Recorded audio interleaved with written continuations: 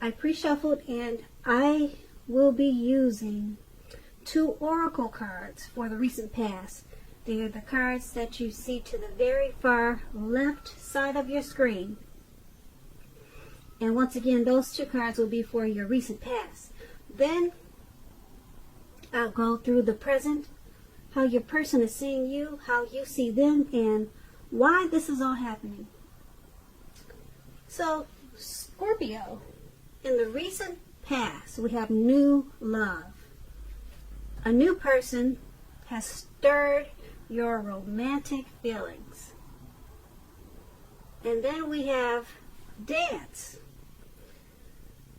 Dance is about when we ask for guidance, take action, and put our faith in an outcome we cannot yet see. Then, you begin to dance. So what these 2 cards are pretty much saying is that in the recent past, you probably met someone new. They really stirred your romantic interest. So they got you really excited, this new person. And it made you feel like dancing. You didn't know what the outcome would be, but you knew at that time, right there in the moment, it felt great. And you put in your energy into something. You felt like dancing. So that would have been in the recent past. Like I said, it was a new romantic. Could have been a new fling. Maybe it was a short term. But it was something new. Some type of new relationship that got you really stirred up and so excited. You just felt like dancing all the time. And once again, that's the recent past. Now let's move over to the present. Now, at this time, in the present, we have the Emperor and the Queen of Swords. Now, the Emperor, it's about domination over the mind, over the heart. And that's sometimes necessary, even though it's not wanted. In fact, you should welcome it. And that's what you have to think about when the Emperor appears in your reading. Because when hard choices have to be made, it's going to be important at this time to maintain your concentration. Concentration and focus. The Emperor, it signals this, but he also signals that now is a time that you should you're going to find it easier to make hard choices. So enjoy the assertiveness and confidence and self-control and focus that you're going to have at this time. Forge ahead, move ahead, and do what you know is best. If you can master yourself, then you should have very little problem mastering most of the other obstacles that life will probably throw at you at this time. So when it comes to love questions and you get the Emperor, you could find yourself falling for someone who's older than you. Now this person is likely to be attracted to order, logic, and organization. Keep in mind, this attraction, it may not be mutual from the very beginning, but if you're patient and persistent, it's going to grow. Remember, fireworks at the beginning of a relationship, they're all well and good, but if you ask how long fireworks last for a lifetime, we all know that a slow burning connection will far outlast the fireworks. That's why you've heard that phrase, slow and steady wins the race. So that's with the Emperor, and we have it paired with the Queen of Swords. Now the Queen of Swords, it can point to a woman in your life, or maybe just this is the person you're dealing with, male or female, but usually it's a woman, the woman in your life. It could be a mother, could be a teacher, it could be anyone really.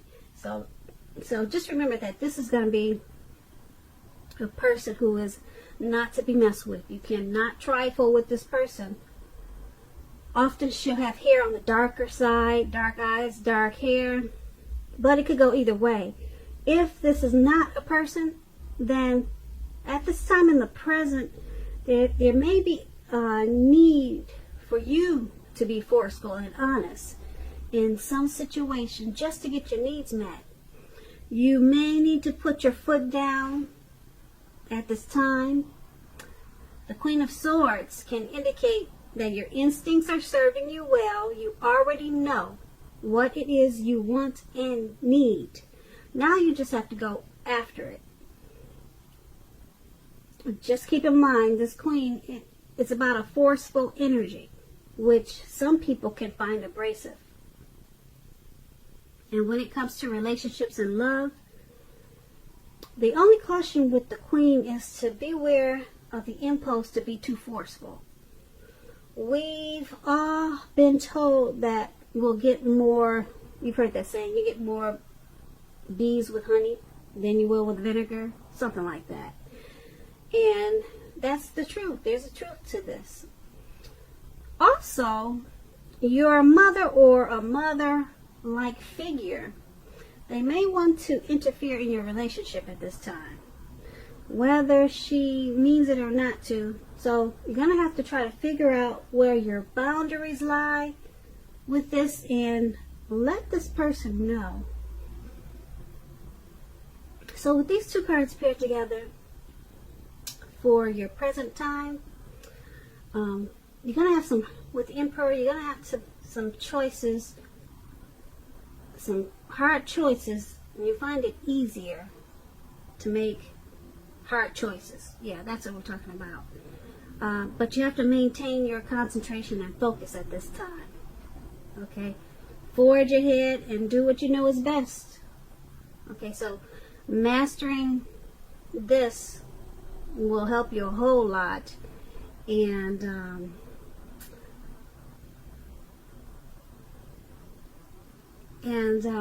it was paired with the Queen of Swords. So this abrasive, forceful energy or person that's in your life or that's coming towards you, you might find them useful, okay, because like I said, they're the type that you cannot trifle with. So don't think of kicking them to the curb quite just yet because of their forceful energy. Try to see what they have to offer. And once again, you may already know this person, or it could be someone coming towards you. Now that's in the present. Let's move over to the person you're dealing with. Let's take a look at how they see you. Now they see you as the Ace of Cups and the Queen of Cups. So just a little bit about the Ace of Cups. It's a very powerful, positive card in the tarot, especially when it comes to love, happiness, and affection. Like all the aces, it's about new beginnings, and although it usually means love, it can indicate new beginnings in other areas of your life. Things are looking up. Overall, people, they're going to respond to you with happiness, love, and goodwill more than usually at this time. You should be feeling good about life overall, and this is a great time to make friends. So this is an excellent card when it comes to love. Either an existing relationship, it's going to take a turn for the better. If it's an existing relationship, it could be a deeper level of understanding or commitment, or almost any important aspect of a relationship. It will feel like a new and encouraging start. And also keep in mind, if you're single, if I'm talking to someone who's single, a new relationship is likely to appear soon. So let's get back to how your person is seeing you. I just wanted to brief you on this Ace of Cups because it's such a beautiful card. Your person is seeing you as a wonderful new beginning. And if you've been with them for a while, they're seeing you as someone that they're happy with. They have a lot of love for you. And if you've been with them for a while or short term, Okay, I think I just said a while, but if you've been with them for a long time or just a little time, they see you in a really positive way. The Ace of Cups, like I said, it could go to a new higher level of happiness. Okay, they're completely satisfied, and it's paired with the Queen of Cups. Now, the Queen of Cups, when it comes to love, it's very positive outlook about a relationship. Very positive. The Queen, it reminds us to bring love and compassion. Okay, this type of person is they're on your side. They're loving and compassion. They're on your side. They're positive. They're everything that you would want in a friend. Put it that way. So this person they're seeing you as that. They want this new beginning with you. And if you've been with them for a while, like I said, they're happy with you. They may even feel like taking it and making it feel like a new start by making plans to take you somewhere, and just sometimes people what do you call it when people remarry? They repropose, or just, how you just feel like starting a fresh new beginning. This is what the Ace of Cups is about. And the Queen of Cups is just a beautiful energy. It's romantic, it's love, it's compassion. So they see you in a very sweet, soft, loving way. And like I said, they want it all with you. Happiness, love, affection. How nice is that, Scorpio? So let's take a look at how you see them. Now, you see them as the Knight of Cups and the Eight of Swords. Now, with the Knight of Cups, it's an optimistic, good card to see in a reading.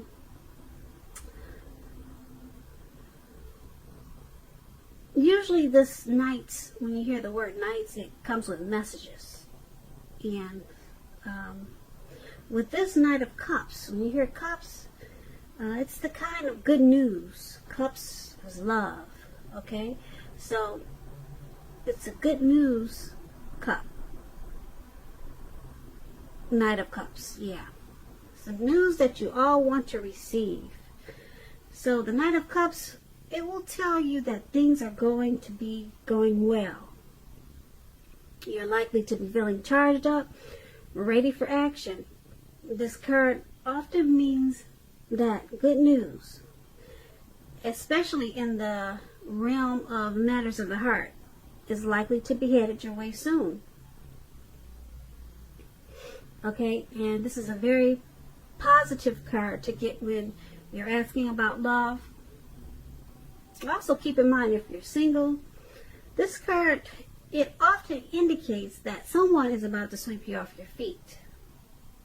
And if you're in a relationship, the Knight, it can indicate final commitment, marriage, the end all be all. At the least, in the context of love, this card can mean positive messages. Once again, things that we all want to hear. So be open at this time to exploration of your feelings. So you're seeing them as a Knight of Cups. You want to offer them your cup of love. And I don't blame you, because they want to offer you a beautiful, loving, new beginning. So isn't that sweet? You want to give your cup of love, and they want to give you a beautiful, loving new beginning. Oh, that's so sweet. And it's paired with the Eight of Swords. So the Eight of Swords,